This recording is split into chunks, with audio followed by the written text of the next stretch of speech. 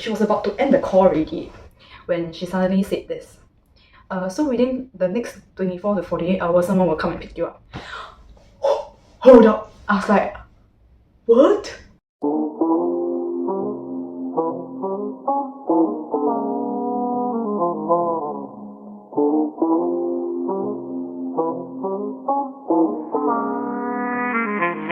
So just a disclaimer, all these are from my own personal account and experience with quarantine order in Singapore.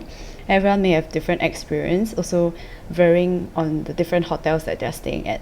So all this information are accurate as of May, because I was quarantined in May. So some of the information and protocol may have been adjusted since this video was taken.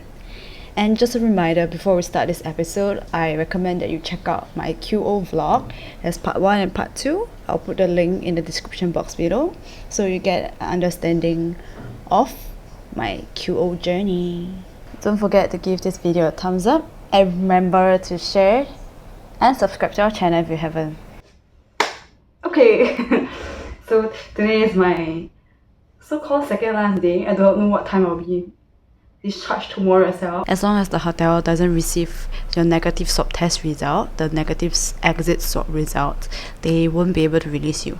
But I'm here to do like a mini conclusion because it's so quiet, so it's easier for me to film as well. Okay, so first, still remember I did a poll on the answering questions about serving quarantine order. Wait, I'm gonna get my phone, I'm gonna answer them. The first question is, how do you cope with passing time since you'll be quarantined in a room 24/7? Okay, so actually there's not really much difference about whether coping or not. So every day I wake up, I eat breakfast, then I just use my laptop, surf the internet, watch YouTube, watch drama, watch variety show, do editing. So basically it's literally my normal lifestyle. Nothing much has changed. It's just that it's in a different environment. So how are your meals like? Okay, so a general guide, not a general guide, but the general package of a meal. Each meal comes as follow. There will be a bottle of mineral water. There was once or twice that they gave milk instead of mineral water for breakfast. The main meal. So usually in the main meal there is like the main star of the meal, and there's like 2 sides, be it boiled vegetables or spring rolls or salad, etc. And then there will be a snack, and then there's also a fruit. So the fruit that I've received so far are apple, oranges, banana, and watermelon. And in the morning, sometimes you will get yogurt. Yes, so you get yogurt as well. And I tell you, the meals here are so balanced and I love it. They killed it. I really love the meals here. Okay, so I can move on to the next question also. There's one question say, can your family members, friends and loved ones send you stuff? So basically, yes, they can. So if you find the food not to your liking, you can just order Foodpanda, grab food from outside, and they will bring the food to you here. Or if your parents, family have something to pass to you, very simple, just bring it to the lobby, tell them the room number, and the personnel will bring it up to you. Just no contact at all, they will just bring it up to you. So that's that. So another question is, do you have to pay for the swab test or accommodation? Accommodation, swab test, food, everything, etc. No, none of it you need to pay. Even transportation to and from is also covered by the government. Okay, I have a correction here. When I meant by transportation to and fro, it means that transportation from your quarantine area to the swab test center, as well as from the swab test center back to the quarantine area, from your house to the swab test center, and from swab test center back to your house. After you're discharged, you have to find your own transportation back home. Yes, but when they bring you to the quarantine facility, they will arrange it. It's just the one that when you have to go back home, you have to settle it on your own. Okay, so what does the room look like? So by now, you have seen this background a lot of times already actually. So basically this is how the room looks like. And in front you have seen the tour. Okay, another question that I get is, do you do the swab test? Yes, I did the swab test twice. Once before I came to the hotel. That is called the entry swab. And then the other one, which I took just now, is called the exit swab. So before you leave your quarantine place, you have to get another swab test result as well. Get my swab done very fast actually. In, out, and then boom. Nothing much. It's not that painful. For me, it isn't painful because actually it really depends on people. For me, I really felt nothing. It's just a little bit ticklish. So I think it really depends on the person who swapped for you and just your own nose sensitivity as well. Yeah, but for me, the second test, when it went in and when they turned the swab stick, there was a bit like 2 seconds of pain. But you just have to breathe. Just keep breathing through your mouth. The moment I breathe through my mouth, like I just take a deep breath in. And when they turn, then you won't feel that pain. Yeah. So that's just a tip. I don't know whether it works for everyone, but that's just through my personal experience. Yeah. Not everyone respond the same way. Yeah. I also received a question similar to how am I coping with my time. So basically it's, what's your daily routine like now? You can watch through my vlog. Nothing much. Eat, sleep, surf the net, repeat. Basically, edit. This space is not really friendly for any major exercises, but I've been trying to like use up more energy by doing sit-ups. Are there any scary encounters since you're living alone in a hotel room? No. There's no scary encounters that I have. Just that sometimes maybe I'll scare myself because like sometimes you hear like noises, but then actually it's just soundproofing is not the best. So you may hear next door, actually maybe they dropped something, but you might feel that someone's knocking on the door. What items should I pack? You have to bring your clothes, definitely. Clothes, that means your undergarment, blah blah blah, toiletries, okay? Actually toiletries they will still provide, but if like you have special, not say special needs, but you have more sensitive skin like me, I have dandruff issues, so I have to use a specific brand of shampoo, so I just bring that along.